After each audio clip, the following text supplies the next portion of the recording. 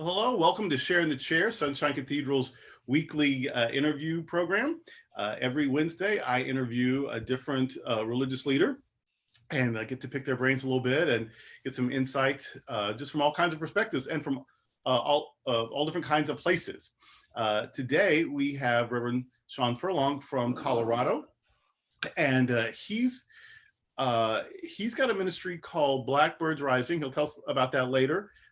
He had a parish in Colorado. He's from originally a mega church in Denver. He's ordained in 2 New Thought traditions. He has a master's degree from the Holmes Institute. So he's got a lot of stuff to tell us. He's got a lot of stuff to share with us. So welcome, Sean. Sean and I both sit on a board together, the Divine Science Federation board, in fact. Thanks for having me. And so, well, let's just get right into it. We have about half an hour. There's no horrible consequences if we cut it a little short or run a little long, but half hour-ish is the goal. And sometimes people get really wound up, so we need all those minutes. So we'll just jump right in. First of all, and we get new people all the time, so not everyone is probably on the same page. I like to define the terms.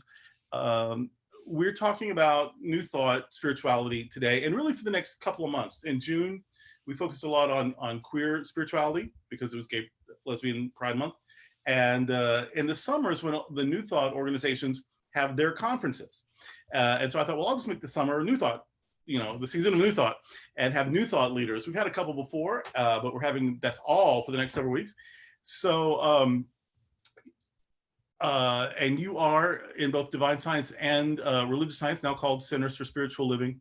So before we ask you your first question about, how you found it and what you're doing in it and all that, first of all, why don't you give us the Snapple top definition of what New Thought is? Because on your website, you have a beautiful brief description. It's wonderful. So can you just give us the quick, when we say New Thought, what are we even talking about? Well, there are 2 versions. There's a theological version, which is for maybe people who have been spiritual seekers and they're kind of into the various differences and similarities between different, movements. And then there's the average person, So I would say to the average person that New Thought is really something that you already know about. Mm-hmm. It's been very influential in all of throughout the entire self-help movement, Think and Grow Rich and many other books like that. The principal idea being that you can make your life a much more positive thing and accomplish great things by changing your thinking. And what New Thought says is, well, that, the basis of that is that this all goes back to the teachings of Jesus, where, we were constantly learning about, everything being within us and everything starting here. And there isn't anything else except this, and whatever is in us, we're projecting out into the world. And we used to see the world as a place where things happen to us. And a New Thought, it really teaches that the world is a place where things happen through us, as us. So that, I think, is the primary fundamental difference, I think, between New Thought and, and you'll find these ideas, by the way, you'll find them all throughout Christianity. It's laced with them because it's, was taught by Jesus. But of course, these ideas have been around for a very, very long time, even before Jesus. So that's what I think about New Thought. It's, I think, ideally, you would have to say that it has a Christian origin, and that it basically goes back. And Emmett Fox likes to say that we're the real Back to Jesus movement. We're the true Back to Jesus movement. Everyone thinks that. Yeah, I think he's got a good point there. It's really getting back to, the secular world has only had their hands on these scriptures for, I don't know, maybe 150 years. Universities were all owned and run by churches. Yeah. And once we got our hands on it, in the secular scholarship world, people began to look at these things in great detail and still do. We learned a great deal about how these 4 gospels came about, the letters, and there's a great deal we know more now. And the more we learn that these New Thought ideas are spot on with what we believe Jesus was trying to tell everybody. Yeah, Ecclesiastes said, there's nothing new under the sun. So whenever we discover something, we later discover we weren't the first ones to discover it. Yeah. Um, Even in quantum physics, one of my favorite quantum physics quotes, and I've been trying to nail it down, but it was one of the forerunners there. It said that he's starting to get the feeling that as we climb the mountain of truth in quantum physics, we're going to find when we get to the top of this mountain that we're going to find there's a little naked monk who's been sitting up there all the time. the whole time. Right. And this Jesus tradition in the movement, we forget. We think our pioneers, we think of them as pioneers, but they all came from somewhere. Mary Baker Eddy was Congregationalist. Nona Brooks was Presbyterian. Melinda Kramer was Quaker. The Holmes brothers were Congregationalists. And then Holmes became a little enamored of Christian Science, and then of course wound up in divine science, and then started his own thing.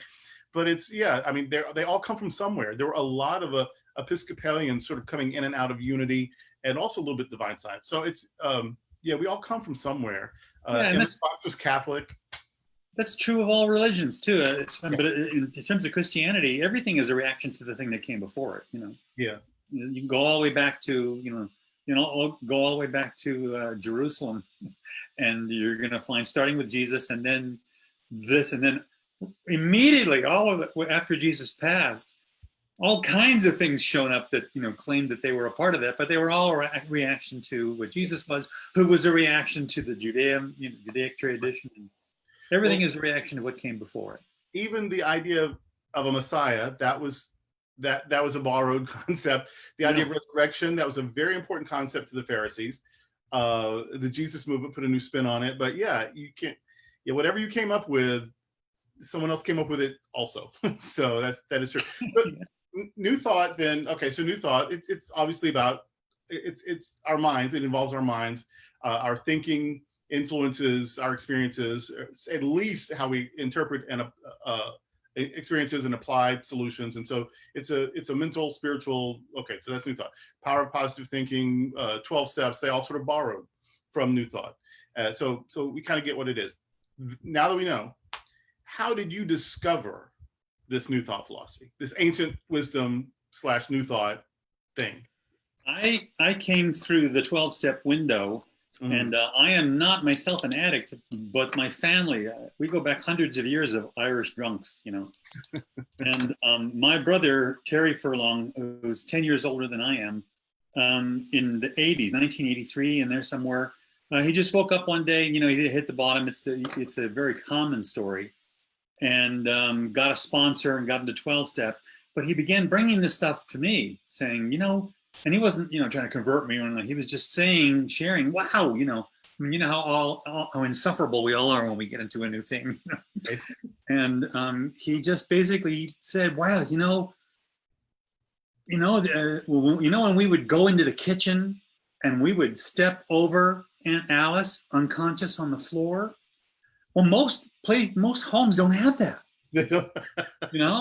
Wow. And so, you learn all the dysfunction and whatnot. And of course, I'm in the Al-Anon world. Living there, I will have had to have been, my family dynamic will have had to have had some impression on me. But one day, my brother brought me a little box set of Emmett Fox books, paperback books. It was a cardboard box with the books inside. Yeah. And when I read it, it was an awakening. It was like, God, there's a thing that believes this. And so while I have always respected 12-step and, and the divine origin of it and all that, I just thought it just sung to me. And I've been, exploring and looking at various Christian things. And, I originally was Catholic. My mother decided it would be a good idea to get me out of the alcoholic home and send me to St. John's Military Academy. So anything you want to know about punishment, ask me. I know all about it, how it works and doesn't work, mostly doesn't. But when I read this, it really was a breath of fresh air. It was, wow. And I couldn't get enough of it, because, Emmett Fox is so straightforward, really, So what happened was I was living in Los Angeles and moved to the Denver area. And I was having a conversation with somebody, and we were just talking a little theology, kind of, what we believe. And they said, well, there's this church in Lakewood called Mile High Church. And what you're talking about sounds very much like what they're about there. So I went there and I walked in the door and I sat down and I heard my first talk and I went, oh my God, I'm home. There's not only a book, there's a place, and there's So I didn't really know any other approach to New Thought except through religious science. That was my entree to it. But over the years I became a practitioner and then a minister, and so that was how I got to New Thought. I got to Divine Science because they were looking for a speaker in Pueblo, which is where I now live. And an email came in my inbox and we were looking for a speaker, and I was kind of on that circuit. And I said, sure, I'll come down to Pueblo. I don't know much about it, but I'll go there. It sounds like fun. We'll take a day and go to Pueblo. Came in, walked into this church, and I was just struck. It's a historical church, just a few blocks from where I live here now. And by the way, so is Nona Brooks, where the home she lived in is just a little ways away from here where I live. And I mean, you can, it still stands, the house is still standing there. But anyway, the history grabbed me right away, and it was stuff I did not know. I just didn't know. I had an idea of a path of New Thought that went Mary Baker, went Quimby, Mary Baker Eddy, and then on to Emma Curtis Hopkins, and then, it was religious science and unity, But I didn't know anything about divine science. And they asked me if I wanted to come and take the pulpit there. They were looking for a minister. I couldn't even spell divine science. So I started learning all about it, and it grabbed me. It just, it really just grabbed me. And it wasn't that, religious science was wrong or didn't work for me or any of that. It was just something that that felt very familiar to me about the core. It was more of a feeling thing, an intuitive thing, but it really got me, and it completely changed my life. So I took the pulpit. Yeah. And the truth is, on a Sunday when people come in to hear, New Thought principles or whatever, whatever has struck them, they don't really care whether it's religious science or divine science or unity, whatever it is. The message that they get is the one we began this conversation with. Is this, you're empowered to. Things aren't happening to you. You're not a victim. You're empowered. Yeah. And that's the truth. Yeah. Anyway, so that's my story, and I'm sticking to it. We on a recent show, I think it was our Christians and Cocktails program, where we answer a lot of questions. Someone asked a question about prayer, about their they were struggling, feeling like their prayers were being heard and answered.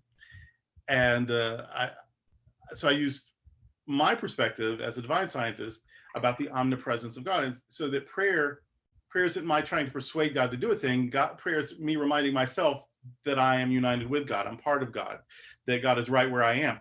And I said, so my prayer becomes the answer to the prayer, because once I know I'm one with God, once I know that God is operating in, through, and as me, that's the answer. That's, it's all good now. Now I'm open to the wonder and the excitement of seeing how it unfolds, but the answer, the peace, going to peace instead of to pieces, that comes the minute I remember that God is expressing in, through, and as me, that right where I am, God is. And of course, all the traditions say that in their own little way or whatever, but they say it, but the theology of omnipresence as presented by divine science is how I got it. That's what took root in me. And so, yeah. And then that person did say that was very helpful for them. That was very comforting to them to, the wish fulfillment, we'll get to that, we'll work it out. Because once I realize that I'm part of divine mind, I'm going to get the divine idea. I'm going to work it out. The peace is what I'm really praying for. And that comes the second I remember that I'm part of God. I would absolutely agree with you. And it was that peace that these are all feeling-y things that are, we don't, words actually make them smaller, but they're experiential. And, when you have these experiences, they're either going to resonate with you on some level or they're not. And boy, I rang like a bell. So you've experienced both in very positive ways. Well, and even a third one, the Al-Anon, but then also religious science and divine science. You've experienced them in positive ways. You've led in these areas. The one ministry you have is a CSL ministry. The other you have is in leadership of the whole divine science movement. I mean, you've got feet in every camp. So this is a two-part. Let's start with first. How are they different? How is the Brooks Kramer tradition different from the Holmes tradition, even though they're really branches of the same tree? How in your experience do they differ? I think, in my observation, and I think this is it's true to me. It's very personal to me. But my experience is that religious science is a very, you have to look at the history, and it comes out of Pueblo. You had the three Brooks sisters who were living here, and you also had, one of them, their husband was in business with a young man by the name of Charles Fillmore. Fillmore. So you know that just down the street here from where I'm talking to you right now, that they were sitting around the dinner table in the late 1800s, and they were having these discussions about mental science, terminology that was used very generically before there were discrete movements. And I mean, with the possible exception of Christian Science, but they really don't want us to tell them they were any part of New Thought. So I won't. You're right. But we'll let them have their story. yeah, it's okay. So what I see is that divine science, which sprung forth from Melinda Kramer and then was picked up by the Brookses and taken from there. I think that it is the beating heart that's already remains inside of religious science. It is a more I don't even less more than even the right word, but the focus is this omnipresence and this connection to the here and now. Religious science is basically Ernest Holmes unpacking that. Mm-hmm. So there's this. So religious science kind of looks at love and law as being a balance, like a yin yang thing of love and law. That those are the two, manifestation, I guess, the aspects of God. And, divine science doesn't. Divine science sees only love as the main, the main expression of the divine spirit. And that law is an expression of that. So it's superior to law as opposed to being partner with it. So there's a difference. I don't know how that would affect your life on a daily basis, but there it is. But what got my attention was this. In the very first writings of divine science by Melinda Kramer, she talked to something called the law of expression. The law of expression is you can see it, imagine it in your mind's eye as three layers. The first one is creator. It's the source. The second one is creative action. It's how that begins to turn from the source into manifestation in the material. And then the last one, she calls that, so that there's the creator, creative action, and then creation. So, and that she called, I looked at that and I said, oh my God, that's the religious science teaching symbol, which is this big circle with the three lines, and it has this V-like thing that comes through it. Mm-hmm.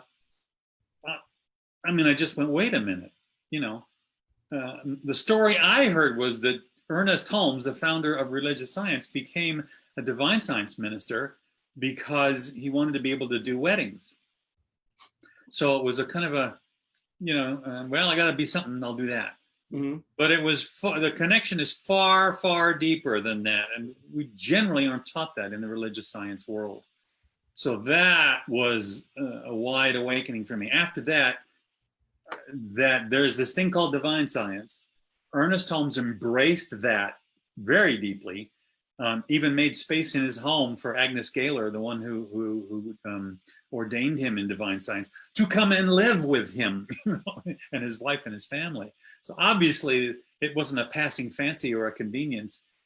He was very enamored with divine science. And it still is, in my mind, still the beating heart inside of religious science. So what he did was he intellectualized it. He just unpacked it and said, well, here's how the law works. And here's how, And many of the things that are divine, are religious science today, they weren't, he never knew them. Right. Yeah, little things, evolve, they grow. Fenwick was Yeah. in divine science leadership long past the founding of the Institute of Religious Science and Philosophy. And then as a divine scientist who also helped with the religious science movement, he also influenced the Seicho no movement. Influenced, hey, he wound it up and pushed, Yes.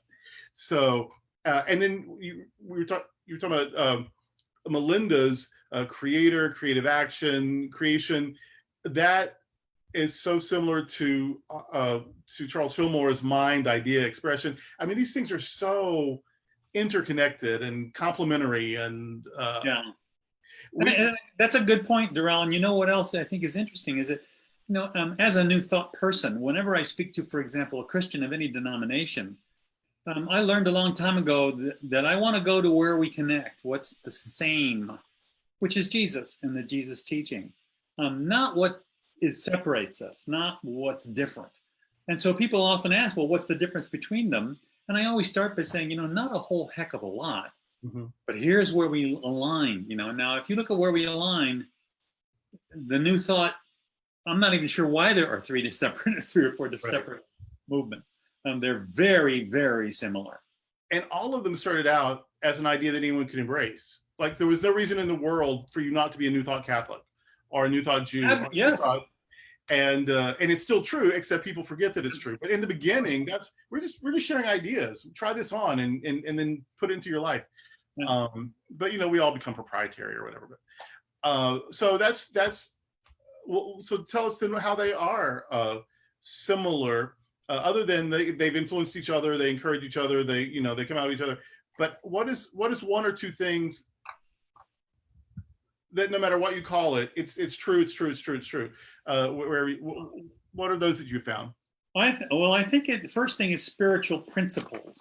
So if you want to look at the law and the cause and effect of things, I think that that is all very similar, as opposed to there being an outside God who Santa God up in the clouds, with the big white beard, judging and being mean and opening up the ground and swallowing you and all this.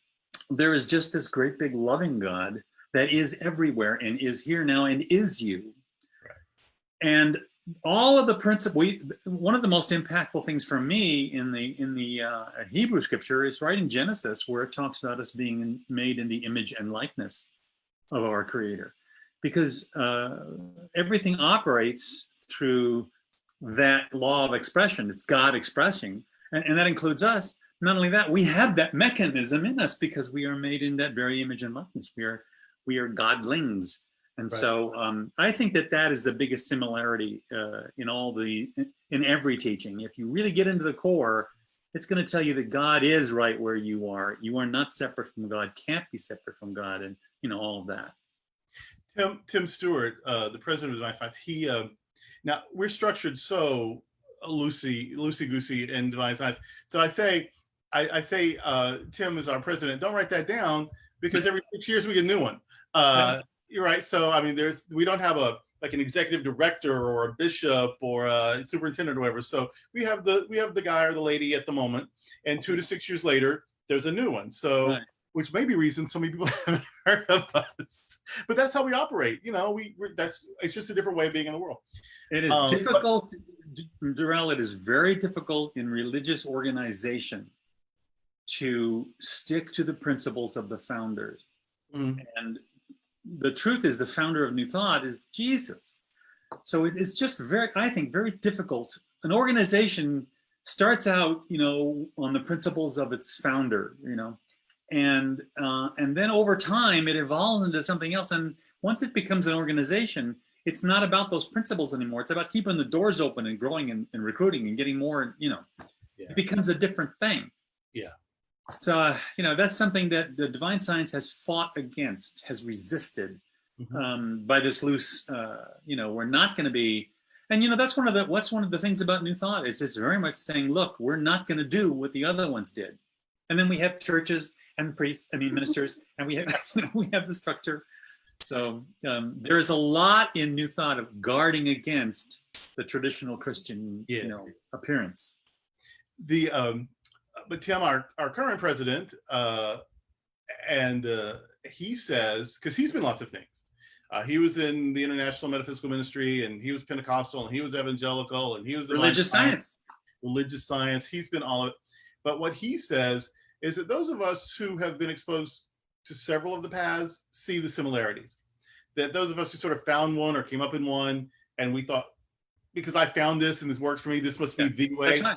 That the people who are like having narrow exposure, they think this has to be the way. But those of us who went from unity to religious science to divine science to whatever, we're like, oh, this is the next verse of that song. Like we see that the similarity. So it does seem like the more we're exposed to, the more we see. Oh, I know this story. This is just another chapter of this book. I've been reading this book already. Well, one of the primary differences between the traditional Christianity, and this is I'm painting with a big broad brush, but they don't like a lot of questions, and New Thought loves questions. By nature, we are investigative. Yeah. And so, I loved that when I got here, I was able to say, well, how does that work? And someone was able to say, well, I'm not really sure that I have all the answers, but here's the direction I would go in the pursuit of it, and then I get to explore myself, and so I like that a lot. There is more solid answers when somebody says to you, I'm not exactly sure, and it might be different for you than me, but here's what I know. Yeah. That's to me, I can grasp onto that and then run with it more than it's on page 74, Right. Yeah, it's difficult. I mean, people manage, but it is difficult to be a New Thought fundamentalist. Oh, I don't know why they do it, but people do, They're determined. But it is difficult because by nature it's about questioning and investigating, and trying something on, and knowing that that I can't really get it wrong. I mean, I can demonstrate or not. I can demonstrate a little or demonstrate a lot, but I'm not gonna offend God. I'm not gonna break anything so bad that it can't be fixed. I'm not gonna be rejected. So that I may as well try, because there's no eternal horrible consequence, for not getting the right grade on the test or whatever. It's incredibly freeing and liberating, and all that. It's like, wow. Again, we go back to the difference between, for example, divine science and religious science. Religious science has a lot more structure. There's a 5-step prayer. You pray in this order, these things. Mm-hmm. Nothing wrong with it. I mean, these are all wonderful things, Right. Had nothing to do with Ernest Holmes. It was developed after he left the planet. But, having too much structure, you can actually prevent demonstration, because it's like when you say, gosh, I really need to get downtown because I have this new job there, and my car just failed, and so you go into prayer. You say, today, after having been immersed in divine science, I just say, I know that there's all good right here where I am right now. I am it expressing, and I know that it delivers all my good to me, and I'm just so grateful for that. And that's my prayer, And as opposed to, I think I need a Tesla, and I need it shouldn't be that green one. That's not the color I like. And I want the big model, and and so what happens is I don't get anything, because I'm basically saying to the universe, I don't need you. I already know everything I need to know, and here's what it looks like. Now, if that were true, you would be praying in the first place. Right. So anyway, that's where I come from on all that. Is I just say, words can really they can help prayer, and they can hinder prayer. Right. My experience, my first New Thought worship experience was in a Unity church. My first New Thought class was in a religious science church, and my first New Thought ordination was in the divine science church. So I've been through the pathways too, and what I seem to one of the subtle differences to me is, as a religious scientist, I think I would say there is a power in the universe greater than I am, and I can use it. As a divine scientist, I think I would say there is a power. Yeah. And on the, and I mean at the at the least, you could say there is a power for good in the universe, and it can use me. Mm-hmm. You know, Yeah. that's another, a step in that direction. But I think you're right. There is a power for good in the universe, and I'm it, and it's me, and it's It's me. I love that Paramahansa Yogananda and Rumi, and I mean some of these ancient mystics, although Paramahansa it wasn't that long ago, but these Eastern and ancient mystics, they often refer to God as an ocean and us as drops in the ocean. Rumi said the whole ocean is in the drop. We're not only a drop in the ocean, but the whole ocean is in the drop. Paramahansa Yogananda made a similar connection. Reverend Cindy Lippert, using that imagery, calls us God drops. You said godlings a minute ago, and that reminded me of Cindy, who calls us God drops. And now I use that a lot. I'm going to give her credit about 10 more times, and then it's just something I came up with. Then it's yours. But it's mine. But it's true that we're God drops, and and once you get your head around that, the Tesla seems so small anyway. Like whatever you came up with, that you thought, you know what I mean? Once I'm a God drop, it's going to be fine. It's just going to be great because I'm a God drop. And that, and to feel that close to God, of course you have gratitude and appreciation rather than fear. And, how can I suck up to this thing out there so that it will notice me without being disgusted by me or whatever. But no, I'm a God drop. I'm part of this. And of course, Emerson, he said that, we're part and parcel of God. So it's just so freeing and so liberating and so joyful. And I'm certainly glad that I stumbled upon this. You know how I found New Thought at all? I was working in college at a barbecue restaurant, and I was a church person. I like to go to church, but I worked on Sunday mornings, and I didn't have time to go to church anywhere. And there was a Unity Church right next door to the barbecue restaurant. So it was like a house church, Christ Way Unity. I didn't know anything about it, but I knew that I could go to church there, and the minute it's over, zip across, not be late. I can go to church. So whatever it is, as long as they're not handling snakes or passing out LSD or don't hurt any animals. Right. That I would, it's like it'll be fine. It'll be something. And it was the beginning of this whole journey. So what a God wink, I guess that turned out to be. Yeah. So, well, we just got a couple minutes left.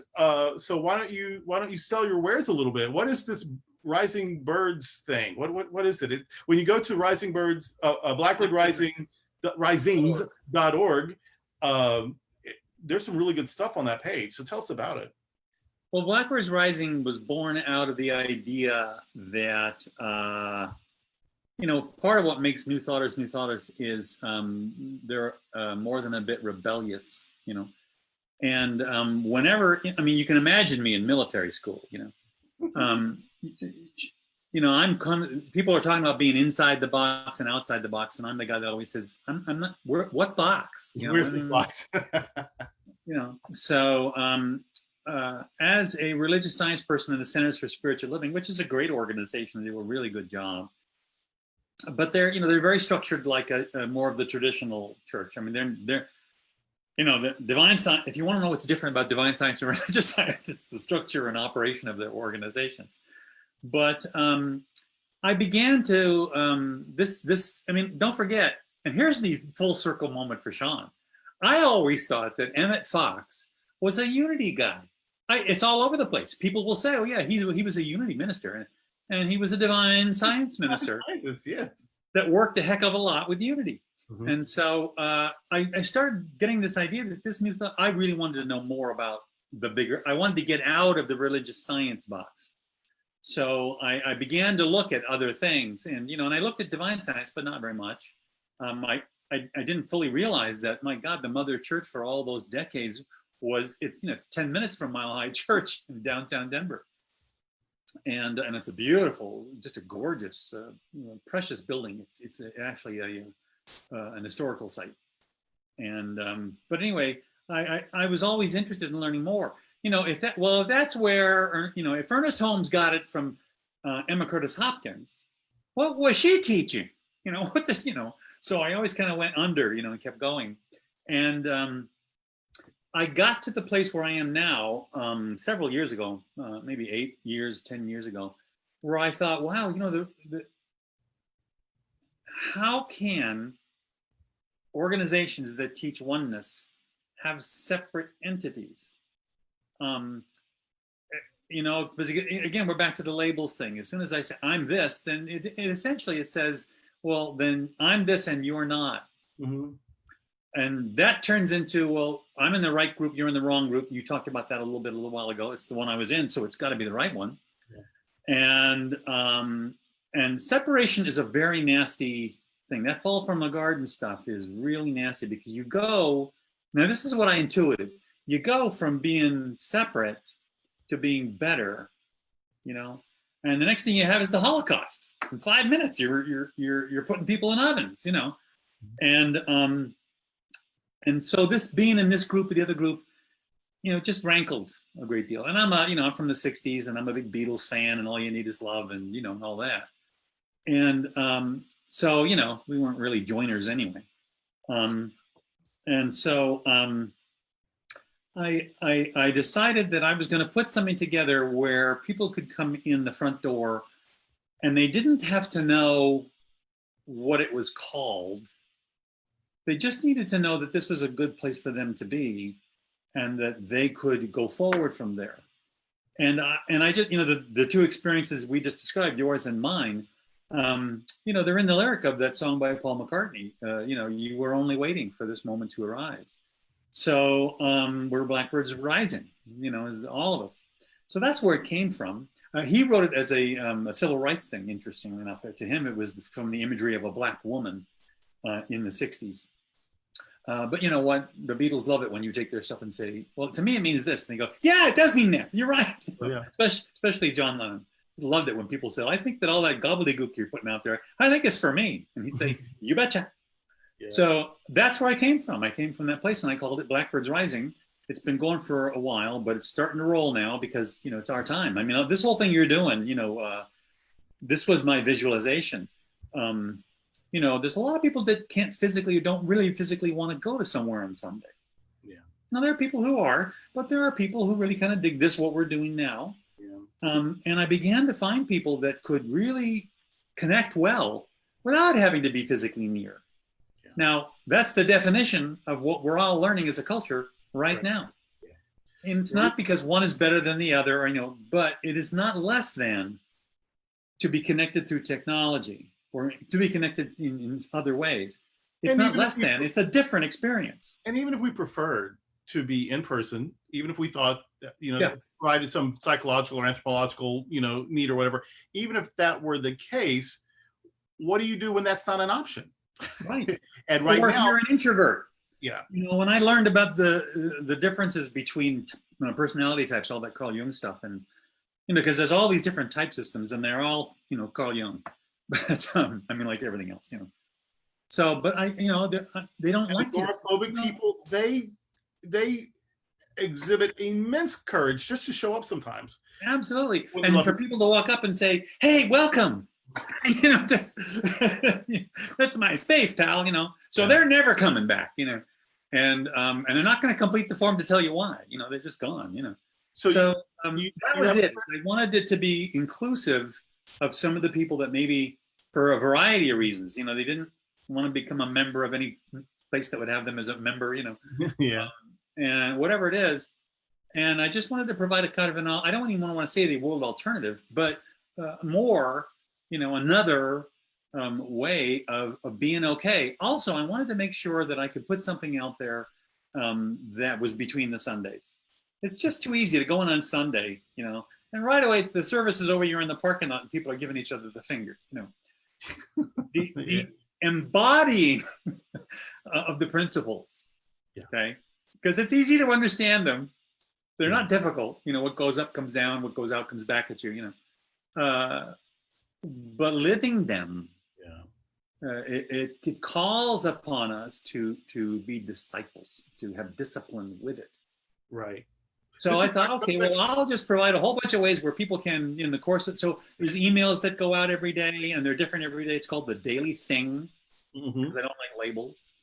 You know, we have little Post-it notes that go out. They're photographed, and they go out, but they're handwritten, and they're like affirmations, but the you are instead of I am. Yeah. And yeah, but so that you're just reminded. Our biggest problem with all this spiritual living stuff is we forget.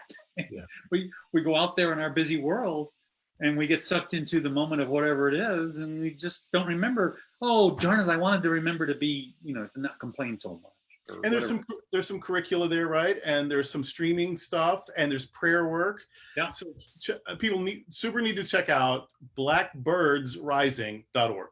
Yeah, and what you can do is just come in and plug in. Just sign up for the, once you say, okay, I'm going to subscribe to that, plug into the email, which of course you can opt out of, and you can change anytime you want. But you'll start to get invited to things and see things, and there's going to be a lot of like really good stuff coming up.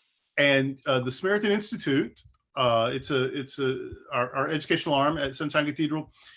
We don't charge for portfolio assessment or transfer credits. So if you take a course with Sean, or if you do study with him, and he says it's worth credit, you get credit.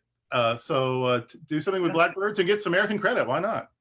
Right, and I love that. I mean, I'm able to be ordained in divine science because at the Samaritan Institute, I was welcomed, and this kind of conversation we're having right now was really what we went through. This is my pedagogy. Yeah. Not a great lecturer, but I'm a good talker.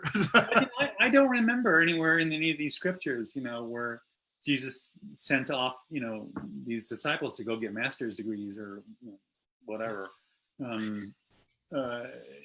People were chosen, they were called, and I don't know, I've always been able to feel a calling, when someone is in front of me and the passion comes out and how it operates in their life comes out.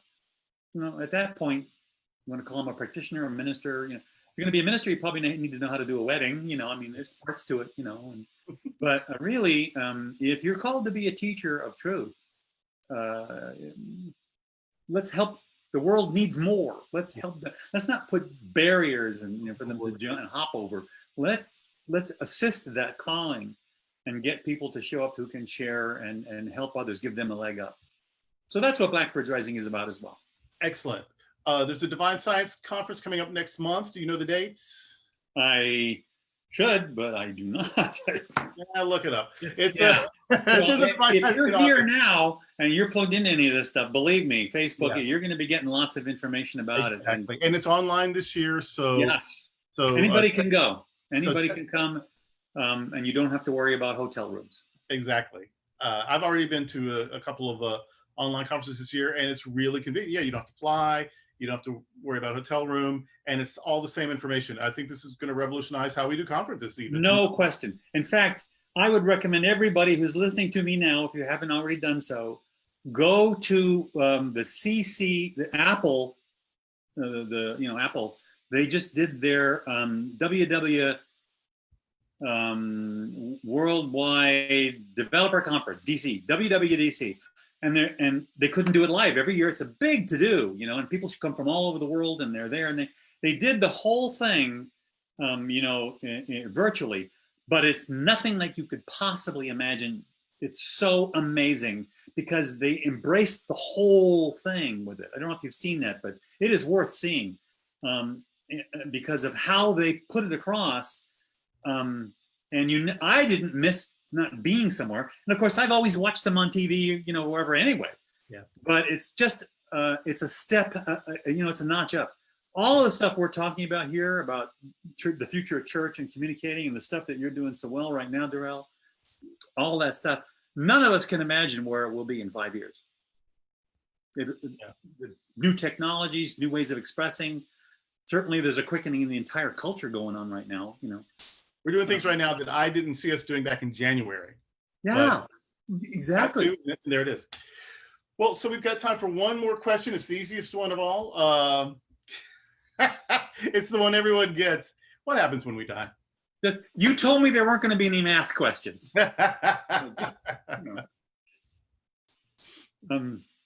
So what's the question? What happens when we die? I think that's I've looked at that a lot because, I'm annoying that way. And I have decided that you can't express it in words. But there's obviously a continuation. We are all of us eternal beings because we are made in the image and likeness of the eternal. And I think that we talk always in terms, human terms, what happens after you die, because there's that period. But really, we're just a little parentheses in a material thing right now. And, we were here before we were born, and we'll be here after we die. So I think it's a continuum, but I believe it's beyond description. So will Sean be Sean? The I am that is here will remain the same. But I think it is beyond the description of those of us in these little water bags that we walk around in. Well, thank you, Sean. So much good stuff. I knew it would be. What people Thank might you. know is Sean rescued me. He was on the list for in the fall. Now we're even. And but I kept having trouble. People kept not being able to do it, or they thought they could do it and then they couldn't do it for the first. The rest of the month is all lined up. So pretty last minute, I reached out to Sean. I'm like, and usually I would just be like, here's your invitation, and would you like to do this? With Sean, I just said, I need help. Will you help me? And he said, sure. And here he is, this fascinating discussion. So thank you, Reverend Sean. And it was my pleasure. Obviously perfect timing, because I just can't imagine this conversation having gone better. So, well, thank you. I appreciate it. Love you, man. And if you ever need, you know how to get a hold of me. I'm there. All right. Goodbye. God bless you, everyone. Bye-bye.